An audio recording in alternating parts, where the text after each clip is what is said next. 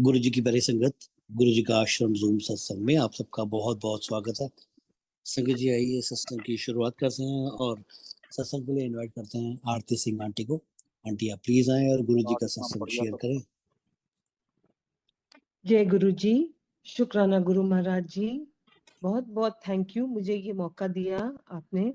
आप सबका बहुत बहुत थैंक यू जो ये प्लेटफॉर्म रन करते हैं, क्योंकि जब हम सत्संग नहीं कर रहे होते तो हम औरों की सत्संग सुन रहे होते हैं, जिससे हमारे को अपने गुरु जी के बारे थोड़ा और पता लग जाता है। एंड महाराज ही सत्संग बनाते हैं, मेहर करते हैं, अपनी ब्लेसिंग्स देते हैं, और फिर हमसे जब अपना गुणगान कराते हैं तब भी हमें और ब्लेस कर देते हैं। तो महाराज का कोटान कोट शुक्राना। हम सबसे पहले गुरुजी महाराज के पास 2004 में गए थे।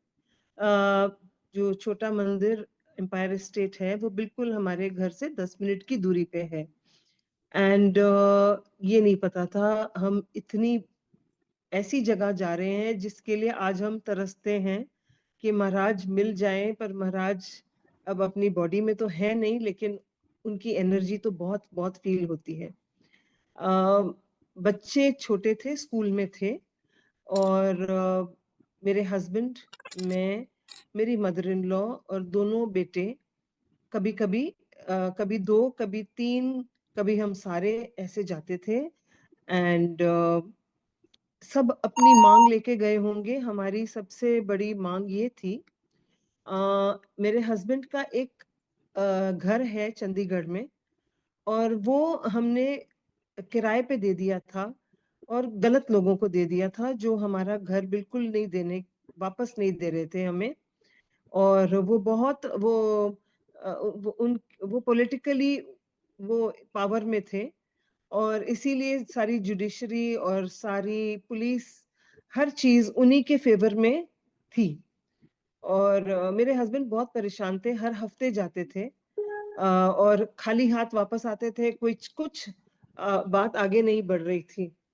मुझे फिक्र थी उनकी सेहत की, बिकॉज वो बहुत सेंसिटिव है। और एनीवे तो हम गए जब महाराज के पास, तो गुरुजी महाराज ने मेरे हस्बैंड को पूछा, तेनू की चाहिए सरदारा? बड़े प्यार से ऐसे पूछा जैसे कि उन्हें कुछ नहीं पता। बुलाने वाले तो वही थे, ब्लेस करने के लिए भी उन्होंने इसीलिए बुलाया था। तो मेरे हस्बैंड ने उनको बताया कि चंडीगढ़ में हमारा घर इस जगह पे है, ये सेक्टर पे है। तो महाराज ने ऐसे आंखें बंद करके हमारे लेफ्ट एंड राइट सारी नेबरहुड बता दी। लेफ्ट में ये घर है, उसके अगला घर ये है, उसके घर में वो रहते हैं, जैसे कि वो सब कुछ वहां देख के चल रहे हैं। और फिर महाराज ने कहा कि आपको आपका घर, तोड़ा घर 2 महीने बाद मिल जाएगा। अभी ये बात बहुत इम्पॉसिबल थी, क्योंकि मेरे हस्बैंड बहुत मुश्किल से बहुत ट्राई कर चुके थे, लेकिन जो महाराज ने कहा वो हुआ। 2 महीने बाद उन लोगों से कोई गलती हो गई पेपर वर्क में, और इसीलिए उन्हें कोर्ट से ऑर्डर हो गया कि आपको ये घर खाली करना ही पड़ेगा। हमने इस बात को का क्रेडिट गुरुजी को नहीं दिया, सोचा ये अपने आप ही हो गया, जो हमें बाद में बहुत बातें बाद में समझ आई। मेरी मदर इन लॉ को डॉक्टर ने ओपन हार्ट सर्जरी बोली थी, बिकॉज उनके हार्ट के वाल्व में लीकेज हो रही थी। एंड उन्होंने गुरुजी से कहा कि ए मैनू सारे कहते कि मेरी सर्जरी करनी है, मैंने सर्जरी नहीं करनी। तो गुरुजी ने कहा कोई लोड नहीं। तो मम्मी बहुत खुश हो गए और उनकी कोई सर्जरी नहीं हुई। और उसके बाद मम्मी की हेल्थ महाराज ने संभाल के रखी। अब उनके आखिरी मिनट तक उनको कभी कोई तकलीफ नहीं हुई, वो बिल्कुल ठीक ठाक चलते रहे। सो महाराज की ब्लेसिंग्स होती हैं जो हमेशा तक चलती हैं। इवन वो चंडीगढ़ का जो घर हमें जब मिला, उसके बाद हम यही गलती 2 बारी और कर रहे थे, गलत लोगों को घर देने लगे थे। लेकिन महाराज ने जब कोई चीज ब्लेस कर दी होती है, वो हमेशा आगे तक ही ब्लेस्ड रहती है। और दोनों बारी जब महाराज नहीं भी थे अपने बॉडी में, तभी भी उन्होंने ऐसे हमारे को सेंस दी कि हमने उस चीज को रोक लिया, नहीं दिया। दोनों बेटे वो स्कूल में थे, उन्होंने नेचुरली महाराज से अपने माइंड में अपनी पढ़ाई के लिए ही मांगा होगा, एंड महाराज की जो नजर ही पड़ गई उनके सामने, जो हमने लंगर ही किया, तो वो ही ब्लेसिंग्स हैं जो आज तक हम सबके साथ चल रही हैं। मैं जब महाराज को मत्था टेकती थी, गुरुजी महाराज मुझे हमेशा एक ही बात कहते थे, तू ऐश कर। कभी कभी कहते थे तू ते बस ऐश ही कर। अब मुझे ये बात की इतनी समझ नहीं आती थी। मैं सोचती थी शायद ये ब्लेसिंग महाराज हर एक को देते हैं जो मत्था टेकते हैं, लेकिन अब पता है कि महाराज मुझे बहुत स्पेशल ब्लेसिंग दे रहे थे, बिकॉज जिन दिनों में महाराज के पास जाती थी मेरी लाइफ इतनी इजी और अच्छी नहीं थी जो आज उन्होंने ऐश करा दिया। जब कह दिया तो करा रहे हैं आज, और वो दिन में जमीन आसमान का चेंज है। सो बहुत बहुत शुक्राना गुरु महाराज जी। हम बहुत वहां का जब लंगर खाते थे, वहां के एटमॉस्फेयर में शब्द चलते थे, मेरे को वैसे ही सरदार फैमिली से होके बहुत अच्छे लगते थे शब्द, और वहां जाके मुझे बहुत मन को बहुत शांति मिलती थी। ऐसे लगता था कि मैं कहाँ आ गई हूँ। और हम कोशिश करते थे, मैं तो बहुत कोशिश करती थी कि मुझे वहां जाना मिलता रहे, और हमें महाराज ने कभी कोई रिस्ट्रिक्शन नहीं दी कि इस दिन आना है या इतने दिन नहीं आना। जब भी दिल करता था मैं चली जाती थी। एंड हमने महाराज को वैसे भी देखा हुआ है, जब हम जल्दी चले जाते थे पैंट शर्ट में वो कैबिनेट पे बैठते थे और इतने फ्रेंडली होते थे, सबसे, जैसे कि वो, जैसे हम आज उनको जानते हैं कि गुरुजी जस्ट एक ह्यूमन बॉडी लेके आए थे, पर वो ह्यूमन नहीं थे। उस टाइम भी हमें उन्होंने ये चीज हमें दिखाई नहीं, रिवील नहीं करी कि वो कौन है। और मैं भी उनको बहुत नहीं समझी, बिल्कुल भी नहीं समझी। मैं उनको महापुरुष समझती थी डेफिनेटली, क्योंकि मुझे ये पता था कि ये हेल्थ जरूर ब्लेस कर देते हैं हर एक को, जो भी जिसकी भी हेल्थ ठीक नहीं हो वो ठीक हो जाता है। एंड एक आध बार मेरे हस्बैंड को बहुत स्नीजिंग का अटैक था, और मैंने ऐसे ही माइंड में सोचा, क्योंकि हम करते तो हैं बहुत सारी गलतियां, और मैंने यही सोचा कि आज अगर इनका वहां जाके स्नीजिंग अटैक ठीक हो जाएगा तो मैं समझूंगी कि इनमें बहुत पावर है। और मेरे हस्बैंड बिल्कुल ठीक हो गए, बट ये ऐसे मुझे करना नहीं चाहिए था। और हमारे कोई फ्रेंड्स हैं जो हॉस्पिटल के ओनर्स हैं, और वो कहते थे कि ये जो गुरुजी हैं ये कैंसर ठीक कर देते हैं। तो जब हमारे पास कोई पेशेंट्स कैंसर वाले आते हैं तो हम उनको यहाँ भेज देते हैं। सो मुझे ये यकीन था कि गुरुजी हेल्थ जरूर ब्लेस करते हैं हर एक की, लेकिन मैं अपने लिए गुरुजी से कभी कुछ मांगती इसलिए नहीं थी क्योंकि मैं साईं बाबा की बहुत डिवोटी थी। एंड साथ में 10 गुरुज के तो हम गुरुजी सरदार तो होते ही हैं फॉलोअर्स, तो मैं सोचती थी कि मैं कितने गुरुज के पीछे मतलब के को मानूंगी, और यहाँ से मांगा और तो उनको कितना बुरा लगेगा अगर मैं इधर भी मांग लूंगी। सो मैं अपने लिए नहीं मांगती थी, लेकिन जब जब मैंने किसी और के लिए, अपनी कोई सहेली के लिए या किसी और के लिए कुछ भी मांगा, महाराज ने वो इमीडिएटली पूरा किया। सो मैं एक एग्जांपल देती हूँ कि एक एक मेरी फ्रेंड थी, उसकी बेटी काफी एनोरेक्सिक थी। एनोरेक्सिक मतलब बहुत ही कम वेट, क्योंकि वो कुछ खाती नहीं थी जानबूझ के।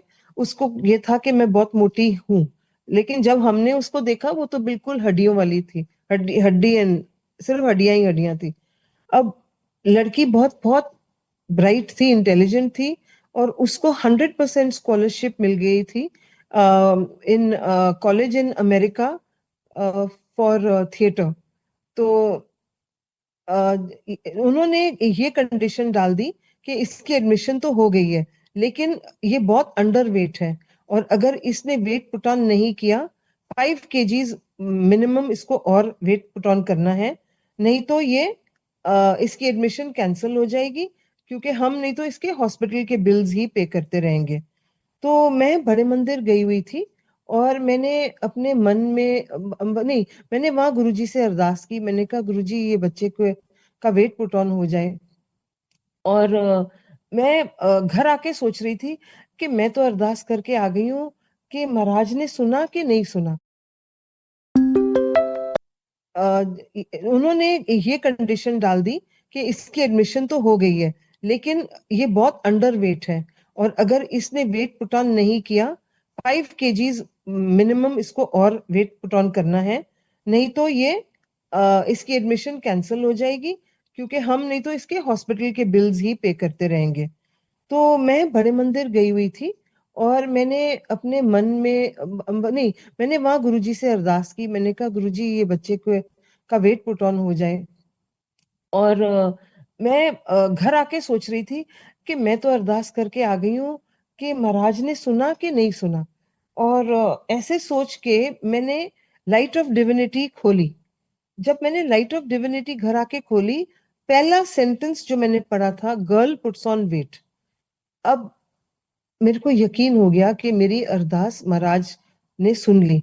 एंड सच में उस लड़की ने वेट पुट ऑन किया, और उसके बाद वो अमेरिका चली गई पढ़ने।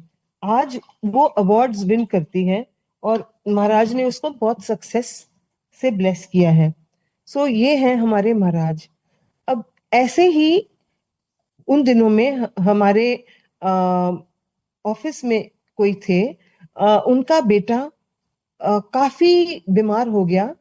वो 8 साल का था, और उसको अम, जैसे उसके सारे नर्व्स डेड हो गए, डेड हो रहे थे। एंड वो धीरे धीरे वो प्रॉब्लम पैरों से ऊपर चढ़ रही थी। तो वो ऊपर तक नर्व्स डेड होते जा रहे थे, और वो गले तक पहुंच गई थी। अब वो इतना वो आईसीयू से वो वेंटिलेटर पे था। तो जब वो वेंटिलेटर पे था, तो उसका फादर, नेचुरली डॉक्टर्स ने बोला कि आप अपने रिलेटिव्स को बुला लो। अब किसी ने नहीं, सॉरी, जो वो बच्चे की फिजियोथेरेपी करती थी वो डॉक्टर, उन्होंने, डॉक्टर जिगीशा हैं, उन्होंने अ, ये बच्चे के फादर को एक गुरुजी का स्वरूप दिया छोटा सा, और कहा कि आप इसको ये बच्चे के पिलो के नीचे रख दो। तो उन्होंने सोचा कि ये, मतलब इसमें कोई मेरा नुकसान तो है नहीं, मैं कर लेता हूँ, मेरा क्या जाएगा, बच्चा मेरा किसी भी तरीके से ठीक हो जाए। सो अगले दिन बच्चा वेंटिलेटर से निकल के आईसीयू में आ गया, और आईसीयू के बाद रूम में आ गया, और वो रिकवर होने शुरू हो गया। अब उसको जो डिजीज, जो भी प्रॉब्लम आई थी, ये जो नर्व्स की, ये सिर्फ वर्ल्ड में कितने मिलियन में एक को थी, बहुत रेयर चीज थी। एंड गुरुजी का स्वरूप पिलो के नीचे रखने से वो बच्चा ठीक हो गया। बाद में वो बास्केटबॉल का बास्केटबॉल में कैप्टन बन गया अपने स्कूल के टीम में। एंड आज वो अपने पैरों पे खड़ा होके ब्रैम्पटन में बहुत इंजीनियर है, और वहां पर बहुत अच्छा काम कर रहा है। और गुरुजी वहां तक उसको संभाल रहे हैं कि उसी वो किसी जिसका टेनेंट है वो इंडियन है, और उनका बहुत देखभाल करते हैं, जैसे कि अपने बेटे के कोई माँ बाप देखते हैं। सो गुरुजी आपको आज मतलब जो तब ब्लेसिंग देते हैं वो आज तक चल रही होती है। ये भी एक ये भी गुरुजी की बात है। ये नहीं कि उस दिन के लिए वो चीज ब्लेस हो गई, सारी जिंदगी के लिए वो ब्लेसिंग चलती है। इसी तरीके मैंने और एक सिचुएशन बताती हूँ, जिसमें मेरे को पता था कि ये ऑर्डिनरी महापुरुष नहीं है, ये कुछ उससे आगे ही है कुछ। सो एक दिन मैं बड़े मंदिर जा रही थी, और हम पैदल जा रहे थे वो टी पॉइंट से लेके। तो रास्ते में मुझे एक कपल मिला, जो जिनको मैं कहीं और से जानती थी, और मैं उनको देख के बोला, आप यहाँ कैसे आते हो? तो उन्होंने बोला कि हमारे साथ जो ये हमारी लड़की चल रही है, 12 साल की थी, इसको तो गुरुजी ने ठीक किया है। तो मैंने कहा बताओ आप अपना एक्सपीरियंस। तो वो कहते हैं कि ये इसके सारे ऑर्गन्स फेल हो गए थे और इसने 6 महीना स्कूल भी मिस किया। एंड डॉक्टर्स ने जवाब दे दिया, कहते हमारे हाथ की बात नहीं है, हम नहीं इसको ठीक कर सकते। फिर किसी ने गुरुजी के बारे उनको बताया। अब वो कपल सरदार कपल था, वो वसंत कुंज में रहते थे और उनके लिए एम्पायर स्टेट बहुत पास था। वो गुरुजी के पास आए। जब वो गुरुजी के पास आए तो महाराज ने उनको सिर्फ एक इतनी इजी बात से बोली कि आप जपजी साहब का पाठ करो, जो बहुत इजी होता है सरदारों के लिए, ये एक सबसे इजी चीज है। तो वो घर जाके उन्होंने जपजी साहब का पाठ किया और जैसे उन्होंने पहला पाठ किया, उनकी बेटी अपने आप उठ के बाथरूम गई, जो वो नहीं कर पा रही थी अब तक। उसके बाद वो ठीक हो गई और वो कहते देखो ये वही है जो जिसको डॉक्टरों ने जवाब दे दिया था। तो मैं ये दोनों बच्चों की बात सुन के मैं समझ गई थी कि गुरुजी हेल्थ देते हैं। ये नहीं पता था गुरुजी सब कुछ देते हैं, जो मेरा अपना एक्सपीरियंस है। गुरुजी को मिलने से पहले अब मेरे को समझ आती है कि महाराज हमें कब से संभाल रहे हैं। इस लाइफ टाइम का तो हमें याद है, उसके पहले कब से है वो हमें नहीं पता। सो आज मेरे 2 बेटे हैं, लेकिन मेरी शादी के 1 महीने बाद मुझे इमरजेंसी में मतलब डॉक्टर्स ने कहा, मेरी गायनोकोलॉजिस्ट ने, कि इमरजेंसी में इसकी सर्जरी करनी पड़ेगी। हुआ ये था कि मेरे दोनों ओवरीज के ऊपर सिस्ट थे और वो ट्विस्ट हो रहे थे। वो ट्विस्ट होके पूरी रिप्रोडक्टिव सिस्टम, पूरे बॉडी में इन्फेक्शन फैल रहा था, फैल गया था। तो उन्होंने कहा तो ये तो लाइफ थ्रेटनिंग है, हम वेट नहीं कर सकते ये सर्जरी के लिए।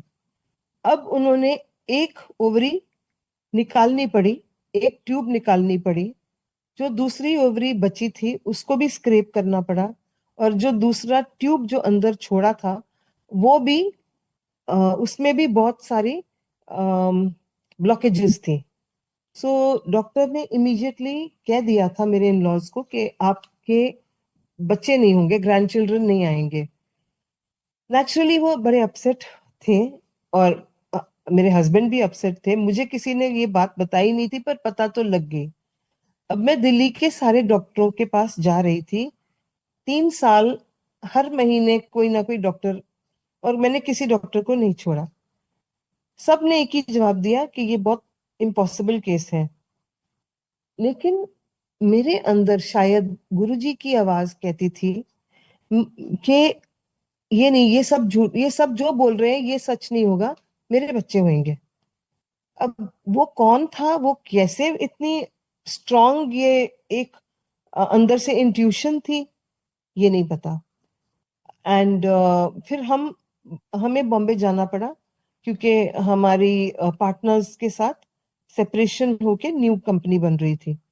तो मेरे हस्बैंड और मैं हम बॉम्बे चले गए। वहां पर एक डॉक्टर के पास मैं गई तो उसने मुझे बोला कि हम मैं ट्राई कर सकती हूँ। और ट्राई मतलब बॉम्बे भेजना भी महाराज की कृपा ही है। एंड देखो तब तक हमें पता ही नहीं था गुरुजी के बारे कुछ भी, पर महाराज हमें जानते हैं और हमें देखते रहते हैं। तो वो डॉक्टर ने मेरे को कहा कि मैं ये करूंगी, अगर ये इससे नहीं होगा तो मैं ये ट्राई करूंगी। लेकिन उसके फर्स्ट स्टेप में ही I was expecting, which was impossible. आज तक आई थिंक ये एक केस हिस्ट्री में जा सकता है कि कैसे हुआ। एनीवे, सो मेरा पहला बेटा आया। सेकंड टाइम जो मेरा छोटा बेटा आया, मैं तो किसी डॉक्टर के पास गई नहीं, क्योंकि मैंने कभी सोचा ही नहीं कि मुझे दूसरा बच्चा हो सकता है या चाहिए। तो पहले में ही शुक्राना था। पर महाराज जब ब्लेस करते हैं तो उनके जो वर्ड्स होते थे, वो कहते थे जा तेनू एक होर मुंडा देता। सो महाराज ने वो ही किया जो कहते थे। सो ये हमें तब से देख रहे हैं गुरुजी। और मैं हमेशा as a child, as a young girl, unmarried girl, मुझे हमेशा लगता था कि मेरे ऊपर कुछ है, कोई हाथ है जो मुझे बड़ी बड़ी मुसीबतों से बचा लेता है।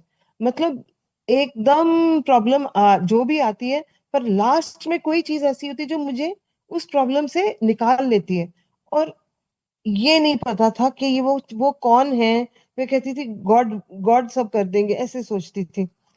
एंड अभी भी उस कॉन्फिडेंस से मैं जीती हूँ कि कभी कोई प्रॉब्लम आए तो मैं कहती हूँ ये प्रॉब्लम ज्यादा देर नहीं चलेगी, इसका तो मतलब इसका एंड अच्छा ही होगा, सब कुछ ठीक ही होगा, क्योंकि वो पॉजिटिव उन्होंने बना दिया है इतनी कृपा कर करके। सो ये तो है महाराज से मिलने से पहले की ब्लेसिंग। हाँ, उस उनसे मिलने से पहले भी और भी ऐसी बात है कि अम, मैं शिव जी की डिवोटी थी। रोज सुबह कॉलेज जाने से पहले मैं शिव जी के मंदिर में जाके मत्था टेक के फिर कॉलेज जाती थी, और मंडे का फास्ट भी रखती थी। सो शायद अम, मैं गुरु जी को शिव जी के रूप में पहले से ही जानती थी। अब मेरी शादी हुई सरदार फैमिली में, और मेरे को यहाँ की टीचिंग्स इतनी अच्छी लगी कि मैंने कहा इससे अच्छा तो कोई रिलीजन नहीं है। अब आज गुरुजी के जो वचन हम देखते हैं और सुनते हैं वो सेम ग्रंथ साहब से मैचिंग है, बिकॉज बहुत प्रैक्टिकल बात कहते थे। गुरुजी ने हमें कभी कोई अम, वहमों में नहीं डाला, कभी किसी डर में नहीं डाला कि ओहो मैंने आज, जैसे मैं फ्राइडे का फास्ट रखती थी, मैं डर जाती थी किसी दिन गलती से मुंह में खट्टा खा लिया। मतलब गुरुजी ने सारे डर निकाल दिए, सारी वहमों से हटा दिया, और सिर्फ यही सिखाया है कि उठते बैठते मेरे को बस हर चीज में याद रखो कि ये भी आपकी कृपा है, ये भी दात तेरी है दातार। सो शुक्राने में रहते हैं। एंड ऐसे ही उन्होंने हमें सबको बना दिया है, मुझे अकेले को नहीं। मैं देखती हूँ सबको गुरुजी ने बहुत अच्छे इंसान बना दिया है। बहुत लोग मेरी लाइफ में जो मेरे आसपास थे, मैंने उनको चेंज होते देखा है, एंड फॉर द बेटर। सो शुक्राना उन उस मालिक का जी। एंड फिर जब हम एनीवे जब 2007 में गुरुजी ने चोला छोड़ दिया, तो मैंने एक्चुअली यही सोचा कि अब तो गुरुजी है ही नहीं। ये नहीं पता था कि गुरुजी पहले से भी ज्यादा है। अब एक दिन गुरुजी 2008 की बात है, मैं बड़े मंदिर गई मत्था टेकने, और मैंने रास्ते में अपने माइंड में सोचा कि बस ऐसे ही सोचा कि सब कहते हैं गुरुजी की खुशबू आती है, मैंने तो आज तक कोई खुशबू मेरे को नहीं मिली, मुझे नहीं पता ये कौन सी खुशबू होती है।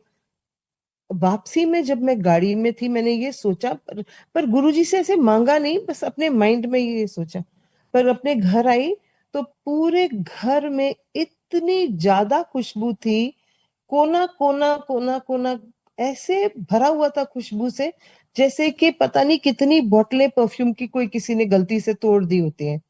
सो मेरे हस्बैंड घर में नहीं थे, मैं और मेरा छोटा बेटा बड़े मंदिर गए थे। तो मेरे हस्बैंड जब रात को आए वो कहते हैं तूने क्या अभी रात को भी अगरबत्ती जलानी शुरू कर दी है? सो आप ये देखो कि इमीडिएटली गुरुजी कैसे सुनते हैं। और आज तो ये पता लगता है कि हर चीज सुन रहे हैं, हर चीज सुन रहे हैं, हर चीज का जवाब तुरंत देते हैं, आपको कोई चीज की कमी नहीं होने देते। चाहे मटेरियल हो, चाहे इमोशनल हो, चाहे वो कैसी भी कमी हो, बिकॉज ये एक ऐसी माँ है जो अपने बच्चों को हर तरीके से प्रोवाइड करती जाती है, और आपको हर तरीके से खुशी देखना चाहती है। सो आज का दिन ऐसा था, थोड़ा सा मैं अपसेट थी सुबह। मैंने एक सहेली से, दूसरी सहेली से, और किसी और की भी बातें सुनी, तो मेरे को लगा ये बेचारे, इनके ऊपर कितनी प्रॉब्लम्स आई हुई है, ये कैसे, मतलब ये कैसे निकलेंगी इस प्रॉब्लम्स से। और प्रॉब्लम्स इनकी क्रिएटेड, सेल्फ क्रिएटेड नहीं थी, बट इनके ऊपर जेन्युइनली प्रॉब्लम थी। सो मैं बार बार गुरुजी की तरफ देखूं कि महाराज मांगना तो नहीं चाहिए, पर प्लीज गुरुजी आप माफ कर दो, हमने हमारी ही गलतियां होती हैं किसी और जन्म की जो हमें याद भी नहीं होता। बट फाइनली जब शाम को मैं गुरुजी के साथ बैठी, तब एकदम उन्होंने मेरे माइंड को शांत कर दिया, जैसे कि और मैंने यही उन दोनों को बोला, मैंने कहा आप गुरुजी के पास तो जाते ही हो, जरूर कोई सोल्यूशन निकलेगा और जरूर निकलेगा भी। सो यही है कि महाराज ने हमें ज्यादा देर किसी को नेगेटिव में नहीं रहने देते, आपको रीअश्योरेंस देते हैं कि सब ठीक हो जाएगा, ये थोड़ी देर की बात है, एंड डोंट वरी। सो मेरी जब सिस्टर इन लॉ पूना में होती हैं, वो पूना से आई थी, ये बहुत प्यारी एक बात सुनाने लगी हूँ। तो वो छोटे मंदिर गई, तो वहां पहली बार वो गई थी गुरुजी के पास। मैं उस दिन उनके साथ नहीं गई, और वापस जब आई तो बड़ी खुश। तो मैंने कहा क्या हुआ, तो वो कहते हैं कि आज ना गुरुजी ने मुझे बोला आप बैठे रहो, और जब सब चले गए तो थोड़े से लोग रह गए, तो गुरुजी ने ऐसे अपना हाथ ऊपर किया और लड्डू निकल आया। तो उस टाइम ना देखो हमारा माइंड बहुत रैशनल होता है, तो मैंने सोचा अब पता नहीं दीदी के इमेजिनेशन को क्या हो गया, वो कह रहे लड्डू निकल आया हाथ में। बट आज पता है, सॉरी गुरुजी, कि ये चीजें हैं। एंड दीदी ने वो प्रसाद हम सबको खिलाया भी। सो कितने हम, मतलब इनडायरेक्टली हम भी ब्लेस हो गए, क्योंकि महाराज को तो पता ही था कि ये कहाँ कहाँ सबके मुंह लगेगा। So thank you Guruji. And फिर मैं, मेरी दूसरी सिस्टर इन लॉ, उनको मंडे को शिव मूर्ति की सेवा मिलती थी, तो वो हर मंडे जाती थी और वापसी में आकर वहां से हमें प्रसाद जरूर लेके आती थी, रुकती थी हमारे घर, रुक के फिर अपने घर जाती थी, और हमें हर मंडे प्रसाद मिलता था। अ, एक दो बार मैं दीदी के साथ चली गई सुबह सुबह, और गुरुजी की कृपा से मुझे भी शिव मूर्ति को ब्रासों से साफ करने की सेवा मिली। सो महाराज आपका बहुत बहुत शुक्राना। फिर एक बारी जब दीदी पूना से आई थी, दूसरी दीदी, तो वो कहती है कि 12 बजे थे, मंडे था, वो कहते हैं कि चलो मंदिर चलो। तो मैंने कहा दीदी मंदिर 5 बजे खुलता है, उन दिनों में 5 बजे खुलता था। तो मैंने कहा दीदी मंदिर अभी नहीं खुला होगा, अभी जाके क्या करना है। तो कहती नहीं नहीं चलो ना। तो मैंने कहा अब क्या बोले, वो वहां से आए हैं, कह रहे हैं तो चलो। जब हम चले गए तो आप देखो कि उसी टाइम दो लेडीज, नहीं दो लेडीज नहीं, एक लेडी किचन से बाहर आई, और उन्होंने कहा कि देखो हमारे दो सेवादार आज नहीं आए हैं, और आप लंगर में सेवा दोगे। तो शायद महाराज ने इसीलिए हमें बुलाया था जल्दी, और हमें लंगर, मेरे ख्याल से आलू काटने की या कुछ ऐसी सेवा मिली थी। तो जो भी हुआ महाराज ने वो सेवा दी, क्योंकि आज की डेट में वो सेवा किसी को मिलती ही नहीं है। तो जो भी हो गया मिल गया, मिल गई। एंड कोई एक दिन कोई त्योहार था, उन दिनों में भी बहुत इजी था, हर एक को सेवा मिल जाती थी। और हम गए, और शाम के टाइम फूलों को सजाने की सेवा मिल गई। सो महाराज टाइम टू टाइम बुला बुला के कुछ ना कुछ सेवा दे देते थे, क्या पता हमारे कौन से कर्म कटवा रहे थे। और एक बारी मैं जब बड़े मंदिर गई, उस दिन शाम को रात थी, और एकदम भीड़ लगी हुई थी गुरुजी के झूले के सामने। और उस दिन मैंने अपने आंखों से खुद देखा कि गुरुजी के जो जो झूले के पीछे जो शीशा है, उसके ऊपर गुरुजी की पूरी ब्लैक एंड व्हाइट फोटो बिल्कुल जैसे छप गई होती है वैसे। कई लोगों ने तो फोटो ली भी अपने फोन से, पर मैंने नहीं ली, बट वो मैंने बहुत क्लियरली अपने आंखों से देखा है। एंड ऐसी गुरुजी ने बहुत चीजें बहुत बारी दिखाई, जिससे हमें, जिससे धीरे धीरे धीरे धीरे कब वो विश्वास मतलब डाउट से विश्वास में बन गया, नहीं पता। एंड एनीवे बीच में थोड़े साल निकले जब मेरा माइंड ऐसा नहीं था जो जैसा आज है। मेरे मानने में जो जो आज जो मेरा फेथ है, वो तो मतलब कि फाइनली मैं उस जगह पे पहुंच गई हूँ जहाँ मैं जिसकी मेरे अंदर एक रहती थी कि एक दिन आएगा। मैं अपने बचपन में सोचती थी एक दिन आएगा, मैं सिर्फ जब अपनी थोड़ी सी फ्री हो जाऊंगी लाइफ में, मेरी ओल्ड एज में, ऐसे सोचती थी कि मैं सिर्फ भगवान का ही नाम लेते रहूंगी और सिर्फ भगवान से ही जुड़ती रहूंगी, और उन्हीं की संगत में रहूंगी, और वो दिन आ गया। ये नहीं पता था कि ये चीज पहले से ही तय थी मेरे लिए। सो महाराज का बहुत बहुत शुक्राना। एंड फिर 2019 एक्चुअली वो एक टर्निंग पॉइंट था मेरी लाइफ में, बहुत बड़ा टर्निंग पॉइंट था। बिकॉज मैंने नहीं सोचा कि मैं गुरुजी को ऐसे मानूंगी, बट वो 2019 में महाराज ने खुद ही अपने तरफ ऐसे खींचा कि उसके बाद कोई नो लुकिंग बैक हो गया। तो मैं गई थी new sorry San Jose, San Jose में गई थी, वहाँ शादी थी। एंड वहां पर मेरे हस्बैंड के साइड से शादी थी, और वहां पर एक लड़की आई, वो न्यूयॉर्क से आई थी, वो भी उनकी उनकी गेस्ट थी। मैं एज फैमिली थी, वो फ्रेंड थी। बट वो मुझे जब मिली, उसने मुझे इमीडिएटली मुझे कहना शुरू कर दिया, यू आर माई गुरु बहन। सो मैं सोचती थी पता नहीं ये मुझे क्यों गुरु बहन कहती है, इसको इसको मुझ में कौन सी चीज नजर आ गई जो मैं, इसको लगता है कि मैं गुरुजी की डिवोटी हूँ। ना मैंने कोई ब्रेसलेट पहना था ना कुछ। एनीवे, तो सारा टाइम ये गुरुजी की बातें करती थी। तो मैंने कहा चलो कर रही है। फिर रात को जब मैं सो गई, तो महाराज मेरी ड्रीम में आए। मैंने तभी भी नहीं समझा कि ये गुरुजी के जो ड्रीम दर्शन होते हैं ये खुद ही आते हैं। मैंने सोचा ये सारा दिन गुरुजी की बातें करती है, तो शायद इसलिए गुरुजी मेरे ड्रीम में आए हैं। तो गुरुजी ने मेरे को उस ड्रीम में बहुत प्यार से लंगर प्रसाद खिलाया। और सुबह मैं उठी और मैंने किसी को भी नहीं अपनी ड्रीम के बारे बताया भी नहीं।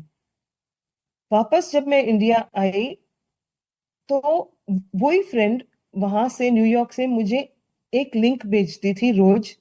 और वो एक सत्संग का लिंक था, और यहाँ पर कोविड अब शुरू हो रहा था। सो हमारा घर घर बैठ के मैं गुरुजी के जो पहले नहीं समझ आई वो पूरी बाद में समझ आने लगी।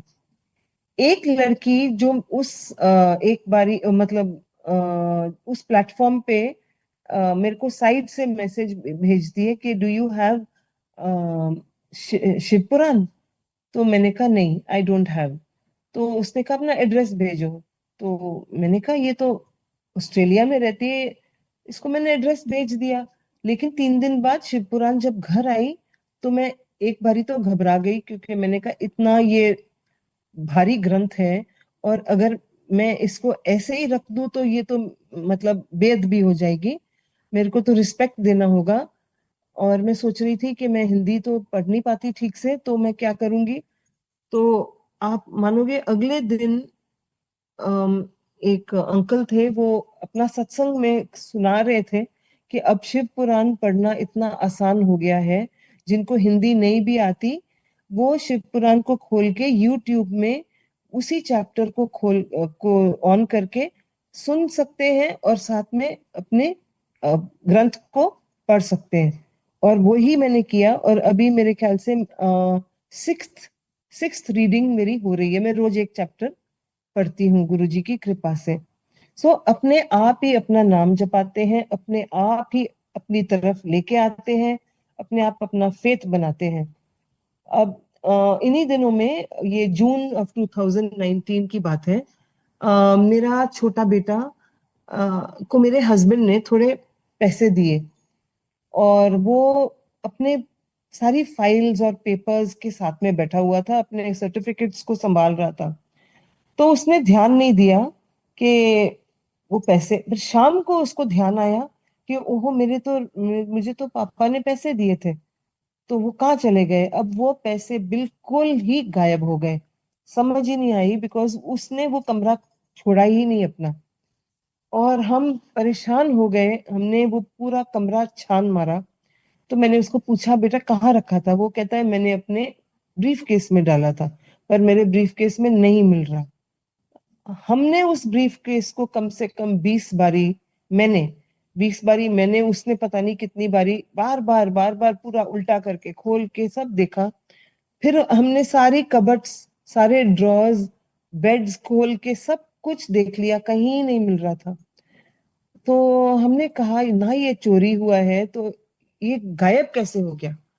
एनीवे एक हफ्ते बाद मैं गुरुजी के सामने फर्स्ट टाइम मैंने गुरुजी से कुछ मांगा। मैं बाबा जी के रूम को की सफाई कर रही थी और वहां गुरुजी की फोटो है। तो मैंने उनके आगे बोला, मैंने कहा महाराज हम परेशान हो गए हैं कि वो कहाँ चले गए पैसे, बिकॉज हम हमें समझ ही नहीं आ रही कि कैसे हो गया ये। तो 2 दिन बाद हमारे घर में सत्संग था। जब वो सत्संग था तो मैंने कहा गुरुजी पता है मेरा ध्यान भी नहीं जा रहा कि मैं सत्संग की कोई तैयारी करूं, मेरा तो ध्यान इधर ही है कि वो कहाँ चले गए पैसे। आप मानोगे मैंने ये अरदास करी और 10 मिनट के बाद ऐसे सबने बोला मिल गए मिल गए। तो मैंने कहा क्या हुआ, वो कहते पैसे मिल गए। मैंने कहा कहाँ मिले। और आप मानोगे उसी ब्रीफ केस में, जिस ब्रीफ केस को हम कई बारी रात को कभी 2 बजे उठ के भी देखते थे तो वही ब्रीफ केस चेक करते थे, कहीं नहीं था। सो महाराज अ, महाराज ने अपना फेथ ही बनाना था, बिकॉज मैंने उनसे पहली बार मांगा तो उन्होंने ये इतनी सी छोटी सी चीज में दिखा दिया कि मैं सुन रहा हूँ, मेरे को पता है। अभी जून में ही 2019 एक दिन रात को जैसे नॉर्मल हम सोते हैं वैसे मैं सो गई और मुझे आधी रात पूरा पूरी बॉडी टॉप टू बॉटम पूरा पसीना ही पसीना हो गया। एंड मुझे लगा ये क्या हो रहा है, तो चलो मेरे को तो नींद आई हुई थी, मैं तो सोती गई। बट पूरा भीगी हुई थी बॉडी। लेकिन उस टाइम महाराज मेरे ड्रीम में आके कहते हैं मैं तेरा ऑपरेशन कर देता। मैं सुबह उठ के मुझे बहुत चक्कर आ रहे थे, जैसे कि सच्ची में किसी ने कोई एनेस्थीसिया दिया होता है। ब्लड प्रेशर शुगर नॉर्मल थी। सो डेफिनेटली कोई ऑपरेशन हुआ था।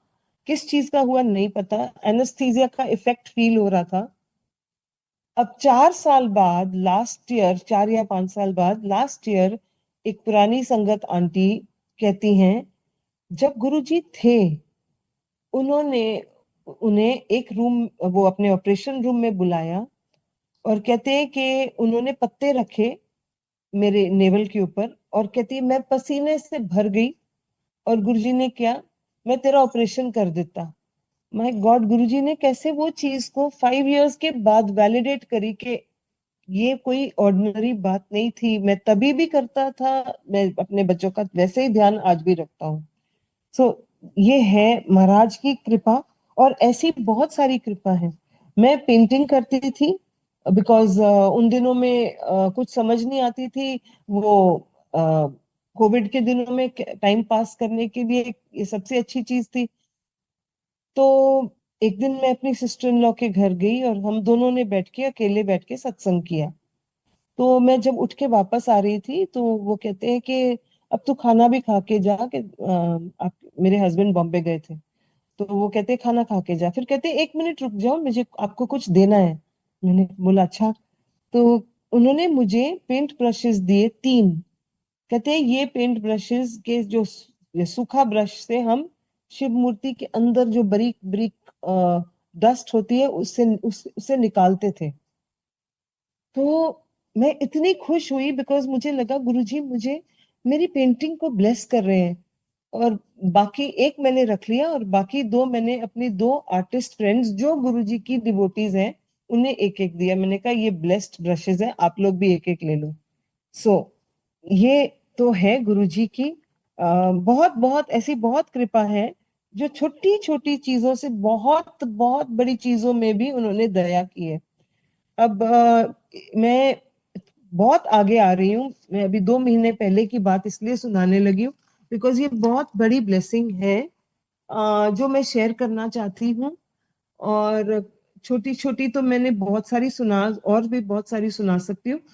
तो ऐसे हुआ कि 2 या 3 महीने पहले हम पर एक बहुत बड़ी बहुत सैड बात हो गई थी। और हमें मुझे तो कुछ समझ ही नहीं आया कि इसका सोल्यूशन क्या है। तो मैं गुरुजी को देखती रहती थी कि गुरुजी ये भी दिन देखना था, ऐसे भी होना था। अच्छा अगर ये हो गया तो क्या होगा। अब वो बात ऐसी है कि मैं बोले नहीं, बता ही नहीं सकती, बट बहुत बुरी सिचुएशन में बात जा रही थी। एंड ऑलमोस्ट मतलब वो बात खत्म ही हो गई थी। तो मैं गुरुजी के को बार बार पूछू, गुरुजी मैं क्या करूं गुरुजी, अच्छा अगर आप ऐसे ही चाहते हो तो मैं एक्सेप्ट कर लेती हूँ कि चलो हमारी सारी जिंदगी अब आगे ऐसे ही जाएगी। और फिर गुरुजी ने इतनी अच्छी ब्लेसिंग दी, और वो ब्लेसिंग मैं चाहती हूँ कि सब लोग समझें, और अगर कोई प्रॉब्लम में फंसे हो तो इस चीज को करें। देखो, शब्द हम सुनते हैं, शब्द में बहुत बहुत शांति मिलती है, गुरुजी हमसे बात करते हैं। लेकिन उस टाइम मुझे उससे भी आगे कोई चीज चाहिए थी, और वो थी गुरुजी के साथ बैठ के उनके साथ अपने दिल से, मतलब उन्हीं पे फोकस करके अपने दिल की बात करनी। और बेसिकली आई थिंक मेडिटेशन होती है या क्या होता है कि मैं गुरुजी से के साथ बैठ के उनसे मंत्र जाप करती जा रही थी, और सारी थॉट्स को कट ऑफ कर दिया और कोई बात दिमाग में ना आए। इससे क्या हुआ कि महाराज ने वापस बात करनी शुरू करी, जो मुझे अब तक एक्सपीरियंस नहीं हुआ था। और मैं सोचती थी, ये कहते हैं गुरुजी ने ऐसे बोला, वो कहते हैं गुरुजी ने ऐसे बोला, पर गुरुजी मेरे से बात नहीं करते। उस रात को मेरे को गुरुजी ने बहुत प्यार से बोला, तू सो जा, सुबह तक ये प्रॉब्लम सॉर्ट आउट हो जाएगी। और बिल्कुल वैसे ही हुआ। वो बात ने ऐसे अबाउट टर्न मारी, जैसे कि वो एक ही रात में कैसे सॉर्ट आउट हुई ये नहीं पता, बिकॉज ओनली महाराज ने जब कह दिया तो उन्होंने करा ही दिया। लेकिन वो सिचुएशन नहीं थी जिस इतनी इजीली सॉर्ट आउट होने वाली, पर जब महाराज कह देते हैं तो कर देते हैं।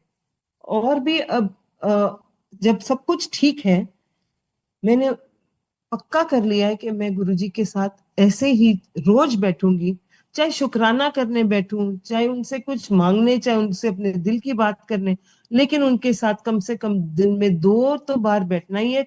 3 या 4 बार हो जाए तो और अच्छा, 10-10 मिनट्स करते करते। और वो मोमेंट्स लगते हैं कि ये मोमेंट्स हैं जो हमने सच्ची में जिए हैं, बाकी सब टाइम वेस्ट है। इधर जाओ, वो करो, मतलब अपनी ड्यूटीज तो जरूर करनी है, बट इसी के लिए हमने जन्म लिया है, ये फीलिंग आती है मुझे, शायद अब इसी काम के लिए आए हैं। सो एक तो ये।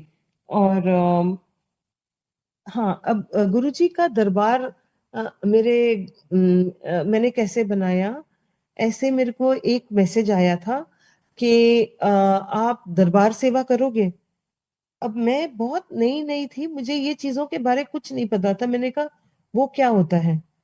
तो वो कहते हैं कि आप गुरुजी का बड़ा स्वरूप एक लगा दो, वो उसको थोड़े फूल सजा दो, थोड़ा अच्छे से सजा के, और बस अपना कैमरा उस पे फोकस कर देना। सो मैंने कहा ठीक है। अब ये सेवा मुझे मिलती थी हर फ्राइडे को, 1-1.5 घंटे या 2, पता नहीं, थोड़ी देर के लिए मिलती थी, 2 घंटे के लिए। इससे क्या हुआ कि जब वो सेवा खत्म हो गई 3-4 महीने बाद, महाराज ने अपनी जगह बना ही ली पक्की। अब गुरुजी महाराज का दरबार है और हमेशा रहेगा। और मुझे लगता जब मैं कहीं दिल्ली से बाहर भी जाती हूँ तो मुझे लगता है मुझे मेरे गुरुजी की याद आती है, जो मेरे अपने घर में उनका दरबार बना हुआ है। सो हर चीज में महाराज ही करते हैं, महाराज ही बनाते हैं रास्ते। अब मेरी एक सहेली है, मैं बहुत देर के लिए ना दिल्ली से बाहर थी, और मैं वापस आई और मैंने सोचा बड़े मंदिर जाना है। बहुत देर हो गई क्योंकि दिल्ली से बाहर थी, बड़े मंदिर गई नहीं। सो एक सहेली बॉम्बे से आती है और वो कहती है कि मुझे फोन करो, मैं तुम्हें फोन करने की कोशिश कर रही हूँ। उसको जब फोन किया तो वो कहती है, मैं 2 घंटे बाद आपके पास आ रही हूँ, और मैं आपको अपनी गाड़ी में लेकर हम दोनों मिलके बड़े मंदिर जाएंगे। सो कैसे महाराज इतनी सी दिल की ख्वाहिश सुन लेते हैं। 2 बारी ऐसे हुआ, मतलब मैं आपको बताती हूँ कि हर चीज उनके उनको हमारे माइंड में क्या चल रहा है। 2 बारी ऐसे हुआ कि मेरे से बहुत ज्यादा पैसे खर्चे हो गए और मैंने सोचा कि अब तो मेरे को, अब मैं आगे क्या करूंगी, तो मैं तो दिल्ली में भी नहीं हूँ, तो मुझे जरूरत थी। वो कहाँ से वो प्रोवाइड भी कर देते हैं। जब तुम्हारे पास नहीं कुछ हो, वो कभी हो ही नहीं सकता, बिकॉज महाराज को पता है कि कब कौन सी सिचुएशन में करना है। ऐसे ही एक दिन मेरा बेटा कहता है, मम्मा एक मेरा दोस्त आएगा, वो रात यहीं रहेगा। तो मैंने कहा ठीक है बेटा, मैं उसका रूम तैयार कर देती हूँ, एसी चला देती हूँ, वो जब भी आए तो वो उस रूम में वो सो सकता है। पर वो रात भर आया ही नहीं। अब मैं सुबह उठ के, जब मैं सीढ़ी चढ़ के ऊपर जा रही थी, तो वो गाड़ी से उतर के अंदर आ रहा था। और महाराज ने माइंड में डाला, मैंने इसे भेजा है। तो मैंने कहा ऐसे कैसे, मैंने सोच लिया। लेकिन वो लड़का आया, वो कहाँ से आया, वो केदारनाथ से होकर आ रहा था। और उसने प्रसाद दिया मुझे। प्रसाद के साथ और क्या दिया, कहता आंटी ये भी ले लो। मैंने कहा क्या दे रहा है?" शोधी हरे। सो मतलब कि उन्होंने अगर वो थॉट भी डाली, उनको पता ही था कि वो क्यों आया है। तो फिर मैंने उसे एक शिवलिंग दिया, मैंने कहा ये आप ले जाओ, क्योंकि मुझे पता लग गया वो शिव जी का डिवोटी है। सो किस से क्या करवाते कराते तो वही हैं, थॉट भी वही डालते हैं, और हर चीज वही कराते हैं। एक और बात मुझे याद आ रही है, जो चंडीगढ़ का घर जो हमें मिल गया, उस घर में हम नहीं थे, खाली पड़ा था। तो मेरी सिस्टर इन लॉ के फ्रेंड्स में संगति थे, शादी थी, और उन्होंने उस घर में सत्संग किया था। क्योंकि वो शादी भी थी और उन्होंने सोचा कि हम संगत भी हैं। सो महाराज ने वो घर ही ब्लेस किया हुआ है। आज भी कोई जो भी रहते हैं, बड़े अच्छे लोग रहते हैं, बट महाराज की ब्लेसिंग्स हैं उस घर के साथ। सो अब जस्ट मैं एक और सत्संग सुनाती हूँ, जो मेरे लिए बहुत क्लोज टू माय हार्ट है।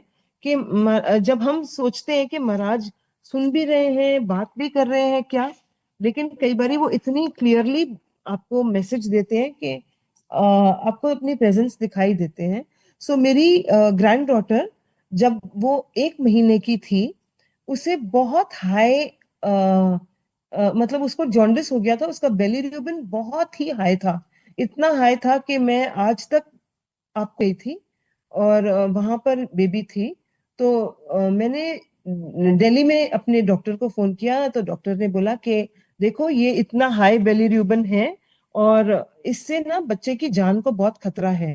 जान को खतरा तो है ही, और इसके आगे के माइलस्टोन्स बहुत स्लो हो जाएंगे। ये अपना लाइफ में कुछ भी चीज सही टाइम पे नहीं कर पाएगी तो कैसे चलेगा। तो मैं बहुत ज्यादा डर गई, और मैंने फिर गुरुजी को ही की तरफ ही देखा कि आप ही करो जो कर सकते हो। फिर मैंने एक संगत को फोन किया, जो बहुत क्लोज अटैच्ड हैं गुरुजी से। तो मैंने कहा कि मैं गुरुजी की ब्लेसिंग्स, उनकी ग्रेस कैसे लूं। उन्होंने कहा मैं आपको एक प्लेलिस्ट भेजती हूँ, आप गुरुजी के साथ बैठ के संगत करो।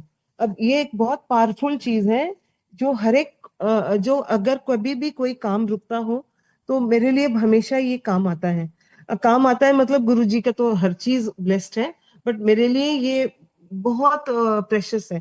तो उन्होंने मेरे को जो प्लेलिस्ट भेजी, मैं अकेली गुरुजी के साथ बैठी थी। ना मेरे पास दिया था, ना अगरबत्ती थी। गुरुजी को इन चीजों से वैसे ही कोई मतलब नहीं है, लेकिन मेरा फोकस गुरुजी के साथ 100% था। मैंने एक चाय चाय बनाई, साथ में मीठे एंड नमकीन बिस्किट एंड फ्रूट रख दिए, और सिर्फ एक छोटा सा स्वरूप था, और एक फोन में गुरुजी का स्वरूप था, बस। और वो प्लेलिस्ट ऑन थी, वो बज रही थी। तो जब ये आधा प्लेलिस्ट हुई, तो एक मैसेज आया फोन के ऊपर। वो कहता था, वो मैसेज में आया था, air marshal Anil Chopra goes to Ladakh. तो मेरे माइंड में एक थॉट आई कि एयर मार्शल जो अनिल चोपड़ा है, ये तो कोई संगत है, मैंने इनका कभी सत्संग सुना नहीं है, मैं सुनूंगी। तो फिर मैंने अपना माइंड वापस उसी प्लेलिस्ट पे लाई, और जो शब्द थे वो बड़े ध्यान से सुनने जा रही थी। बीच में जब सत्संग हो रहा था, सत्संग चल रहा था, तो मैंने देखा गुरुजी का जो स्वरूप है बिल्कुल येलो हो गया है। तो मैंने कहा कि ऐसे तो नहीं है कि गुरुजी ने अपने ऊपर ले लिया है। तो मैंने कहा चलो, मैंने फिर कुछ उस थॉट को निकाल दिया माइंड से। और जब ये प्लेलिस्ट खत्म हुई, जब सत्संग आरती सब पूरा हो गया, उसके बाद गुरुजी की जो स्वरूप है वापस पिंक हो गया। एंड मैंने अ, अपना यूट्यूब में एम मार्शल अनिल चोपड़ा का वो ढूंढा सत्संग, कि वो उनका सत्संग क्या कह रहा है। वो सत्संग यही था। वो कहते हैं, जब मैं पहली बार गुरुजी के पास गया था तो मेरा बेली ट्यूबन 22 था। और गुरुजी, और कहते हैं मैं सब जगह होकर हार गया था। और मैं गुरुजी के पास, किसी ने मेरे को ले गए और गुरुजी ने मेरे को मत्था टेकते ही बोला, जा तेनू मैं ठीक कर देता। मैं तो समझ गई, बिकॉज ये तो मैसेज मेरे लिए ही था। बिकॉज गुरुजी ने मेरे को बिना बोले कम्युनिकेट कर दिया कि मैंने बच्चे का बेली ट्यूबन उतार दिया। तो उस दिन जब बच्चे जा रहे थे डॉक्टर के पास, मेरे बेटा और डॉटर इन लॉ, बिकॉज ये ऐसे ही ठीक हो जाएगी, मुझे लग रहा है कि ये पहले से बेटर है। अब देखो, बच्चे के ऊपर कोई दवाई नहीं दे रहे थे, नहीं दे सकते, लेकिन वो बच्चा उस दिन के बाद ठीक ही होने लगा। अब वो 15 दिन के मैंने महीने का प्रोग्राम बनाया था, लेकिन 15 दिन के बाद मैंने कट शॉर्ट किया, क्योंकि मेरी अपनी तबीयत बहुत खराब हो गई थी। जब मैं वापस आ रही थी तो मैंने गुरुजी के आगे फिर अरदास की। मैंने कहा, महाराज जब से मैं आई हूँ बच्चे ने आंखें ही नहीं खोली, बिकॉज वो बीमार थी। तो मैं कैसे जानूं कि इसकी आंखों का कलर भी क्या है। उस दिन रात को, अगले दिन मैं सुबह जा रही थी, उस दिन रात को मैं जब उसको मिलने गई, नहीं है मैं सुनूंगी, तो फिर मैंने अपना माइंड वापस उसी प्ले लिस्ट पे लाई और जो शब्द थे वो बड़े ध्यान से सुनने जा रही थी। बीच में जब सत्संग हो रहा था, सत्संग चल रहा था, तो मैंने देखा गुरुजी का जो स्वरूप है बिल्कुल येलो हो गया है। तो मैंने कहा कि ऐसे तो नहीं है कि गुरुजी ने अपने ऊपर ले लिया है। तो मैंने कहा चलो, मैंने फिर कुछ उस थॉट को निकाल दिया माइंड से। और जब ये प्लेलिस्ट खत्म हुई, जब सत्संग आरती सब पूरा हो गया, उसके बाद गुरुजी की जो स्वरूप है वापस पिंक हो गया। एंड मैंने अ, अपना यूट्यूब में एम मार्शल अनिल चोपड़ा का वो ढूंढा सत्संग, कि वो उनका सत्संग क्या कह रहा है। वो सत्संग यही था। वो कहते हैं, जब मैं पहली बार गुरुजी के पास गया था तो मेरा बेली ट्यूबन 22 था। और गुरुजी, और कहते हैं मैं सब जगह होकर हार गया था। और मैं गुरुजी के पास, किसी ने मेरे को ले गए और गुरुजी ने मेरे को मत्था टेकते ही बोला, जा तेनू मैं ठीक कर देता। मैं तो समझ गई, बिकॉज ये तो मैसेज मेरे लिए ही था। बिकॉज गुरुजी ने मेरे को बिना बोले कम्युनिकेट कर दिया कि मैंने बच्चे का बेली ट्यूबन उतार दिया। तो उस दिन जब बच्चे जा रहे थे डॉक्टर के पास, मेरे बेटा और डॉटर इन लॉ, तो डॉक्टर ने पहली बार बोला कि आज मैं बेबी का ब्लड नहीं लूंगी, बिकॉज ये ऐसे ही ठीक हो जाएगी, मुझे लग रहा है कि ये पहले से बेटर है। अब देखो, बच्चे के ऊपर कोई दवाई नहीं दे रहे थे, नहीं दे सकते, लेकिन वो बच्चा उस दिन के बाद ठीक ही होने लगा। अब वो 15 दिन के मैंने महीने का प्रोग्राम बनाया था, लेकिन 15 दिन के बाद मैंने कट शॉर्ट किया, क्योंकि मेरी अपनी तबीयत बहुत खराब हो गई थी। जब मैं वापस आ रही थी तो मैंने गुरुजी के आगे फिर अरदास की। मैंने कहा, महाराज जब से मैं आई हूँ बच्चे ने आंखें ही नहीं खोली, बिकॉज वो बीमार थी। तो मैं कैसे जानूं कि इसकी आंखों का कलर भी क्या है। उस दिन रात को, अगले दिन मैं सुबह जा रही थी, उस दिन रात को मैं जब उसको मिलने गई, तो उसने आंखें खोल के पूरा, उसने लेफ्ट राइट आंखें घुमाई। और मैंने थैंक यू किया गुरुजी का, क्योंकि वो हर चीज सुनते हैं और बहुत ही दयालु हैं। अब एक और छोटा सा सत्संग फिर से याद आ रहा है कि हम गए थे, हम स्विट्जरलैंड गए थे और मेरे हस्बैंड मेरे साथ, हम ट्रेन में बैठे थे और आमने सामने बैठे थे। तो एकदम मेरे हस्बैंड को, बिकॉज उन दिनों में अभी कोविड पूरा खत्म नहीं हुआ था, पर हमने टेस्ट कराया और हम सब बिल्कुल ठीक थे और तब हम चले गए। लेकिन जब हम आमने सामने बैठे थे, एकदम मेरे हस्बैंड शिवर करने लगे और उनको फीवर चढ़ने लगा। तो मैंने कहा कि हम तो, फिर महाराज की तरफ ही ध्यान जाता है, महाराज हम तो इंडिया में भी नहीं है, हम दूसरी कंट्री में हैं, इनको कोई क्या प्रॉब्लम हो गई जो कुछ हमें हमें संभालना नहीं आएगा बाहर आके, बाहर जैसे ही मतलब प्रदेश में। सो मेरे पास गुरुजी का एक लैमिनेटेड स्वरूप था जो हमेशा रहता है, और मैंने मेरे हस्बैंड के पॉकेट में डाल दिया, और मेरे पास डिवाइन प्रसाद था जो मैंने इनकी जीभ को लगा दिया। इंस्टेंटली उनकी तबीयत ठीक हो गई, इंस्टेंटली। इंस्टेंटली वो कहते हैं मैं, मेरे को अब ठीक लग रहा है। मुझे नहीं लगता ऐसी कोई दवाई बनी है जो आपकी जीभ पे लगते ही आपको ठीक कर दे, but this is the power of Guruji and his blessings.